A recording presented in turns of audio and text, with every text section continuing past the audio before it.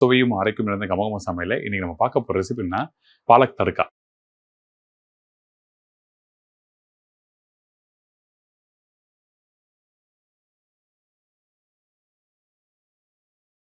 இந்த பாலக் தடுக்கா சொல்றபோது பார்த்தீங்கன்னா simple easy. இது நம்ம டெய்லி வந்து மார்னிங்ல வந்து நல்ல வெஜிடபிள்ஸுக்கு கன்சியூம் பண்ணோம். ஆனால் இன்னைக்கு எல்லாரும் நம்ம என்ன பண்றோம்னா சாதம் தான் அதிகமாக இருக்கிறோம்.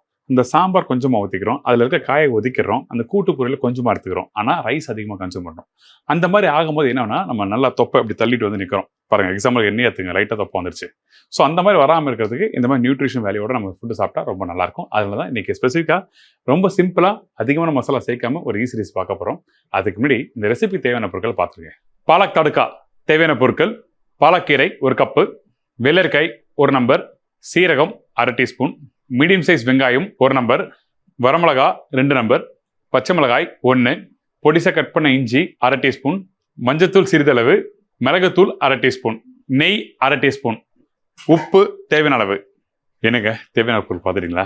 என்னடா இந்த 4 பொருளை வச்சு எப்படா சமைக்கிறது, எப்படா நல்லா இருக்கும்? எப்பவுமே நம்ம வந்து வீட்டில் தேங்காய் அரைச்சி ஊற்றிருப்போம், முந்திரி அரைச்சி ஊற்றிருப்போம், அப்புறம் எல்லாம் பொட்டுக்களை போட்டிருப்போம், அப்புறம் வேற எதனா மசாலாம் போட்டிருப்போம். ஆனால் வெறும் மஞ்சத்தூள் மிளகுத்தூள் போடுற, இஞ்சி போடுற, அது எப்படி நல்லா இருக்கும்னு நினைப்பீங்க. ஆனால் டேஸ்ட்டாகவும் இருக்கும் இந்த இடத்துல, அதே டைமில் உடம்புக்கு ஹெல்த்தியாக இருக்கும். அதனால தான் நம்ம என்ன பண்ணிருக்கோம்னா இந்த ரெசிபி பண்ணுறதுக்கு 2 டீஸ்பூன் அளவுக்கு நெய் யூஸ் பண்ணியிருக்கேன். நெய் என்ன பண்ணும், நல்லா வாசம் இருக்கும், குட் ஃபேட். அது மட்டும் இல்லாமல் சரிங்களா, நெய் அதே டைமில் ரொம்ப அதிகமாக இருக்கக்கூடாது. நான் இப்போ ரீசெண்டாக ஒரு டாக்டர் பார்க்கும்போது நிறைய விஷயம் சொன்னார். ஸோ ஒரு நாளைக்கு கம்பல்சரி ஒரு ஆளுக்கு வந்து 2 டீஸ்பூன் எடுத்தால் நல்லது அப்படின்னு சொன்னார். ஸோ எனக்கு தெரிஞ்ச விஷயத்தை ஷேர் பண்ணிட்டேன். இதுக்கப்புறம் உங்களுக்கு வேணா நீங்கள் உட்காந்து படிங்க. ஓகே, இப்போது சீரகம் தாளிப்பாக போடுறேன். இந்த சீரகம் போட்ட பிறகு நம்ம என்ன பண்ணுறோன்னா இந்த இஞ்சி போட போகிறோம். இந்த இஞ்சி பாருங்கள், நல்லா அப்படி பொடிசாக கட் பண்ணியிருக்கேன். இந்த இஞ்சி இதில் போடுறோம். இஞ்சி எதுக்காகனா மார்னிங்கில் வந்து டெய்லி வந்து பிளட்டை வந்து பியூரிஃபை பண்ணுறதுக்கு வந்து அந்த இஞ்சி வந்து ரொம்ப முக்கியமான ரோலாக இருக்குது. அது மட்டும் இல்லாமல் இந்த வெயிட் லாஸ் பண்ண அப்படின்னு நினைக்கிறவங்கள இஞ்சி எடுக்கலாம்.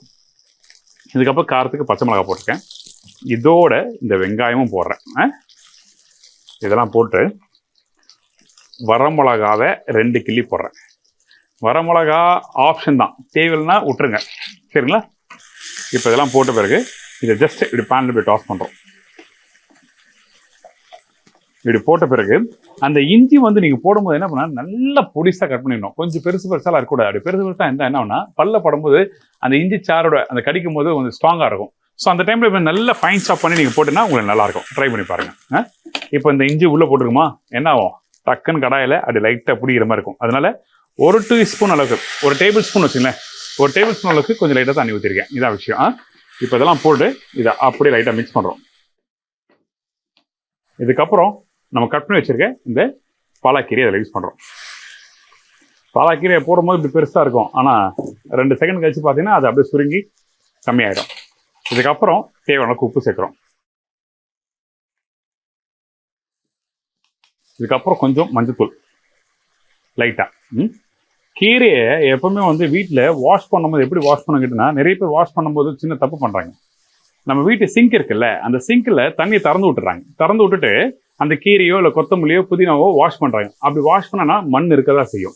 அதனால நல்ல ஒரு பெரிய பவுல் ஃபுல்லாக தண்ணி பிடிச்சிங்க, கட் பண்ண கீரையை அதை உள்ளே போடுங்க. ஒரு 4 வாட்டி உள்ளே போட்டு எடுத்தீங்கன்னா அந்த மண் எல்லாம் கீழே இறங்கணும். அதுக்கப்புறம் கீரை எடுத்துலாம். இந்த மாதிரி தான் கீரை வாஷ் பண்ணணும். இது நல்ல ஒரு பேசிக்கான விஷயம். நம்ம வீட்டில் இருக்க பெரியவங்களுக்கு தெரியும், ஆனால் புதுசாக கல்யாணம் வராமல் பார்த்தீங்கன்னா அவங்களுக்கு இந்த விஷயம் தெரியாது. அதனால எனக்கு தெரிஞ்ச விஷயத்த நான் சொல்லியிருக்கேன், ட்ரை பண்ணி பாருங்கள். இப்போ இந்த பசலைக்கீரையை போட்ட பிறகு ஜஸ்ட் பேனில் டாஸ் பண்ணுறேன். இந்த மாதிரி டாஸ் பண்ணும்போது அடுப்போட ஃப்ளேம் பார்த்தீங்கன்னா ஹையில் இருக்கும். இப்போ இந்த மாதிரி பண்ணுறோம்ல, இந்த கீரை 2 செகண்டில் ரெடி ஆகிடும்.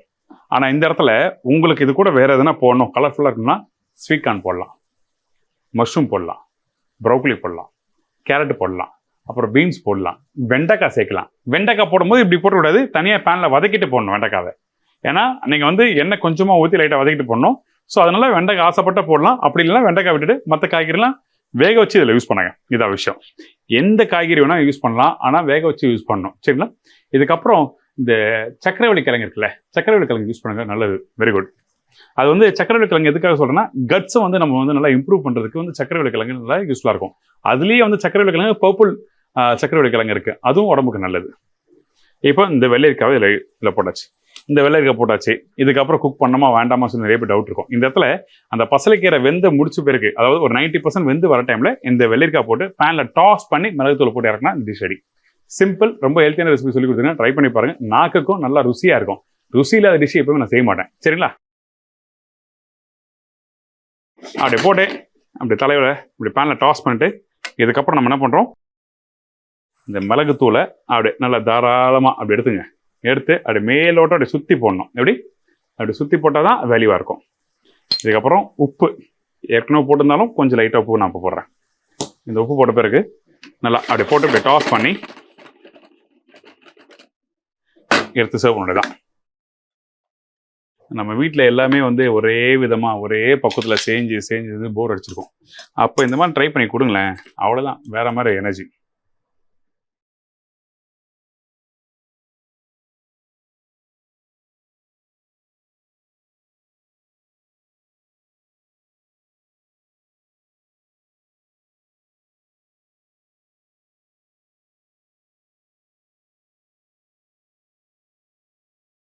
பார்த்தீங்களா, நல்ல ஒரு ஹெல்த்தியான ஸ்டைலில் இந்த பாலாக் தடுக்கா எப்படி பண்ணுறது சொல்லியிருக்கேன்.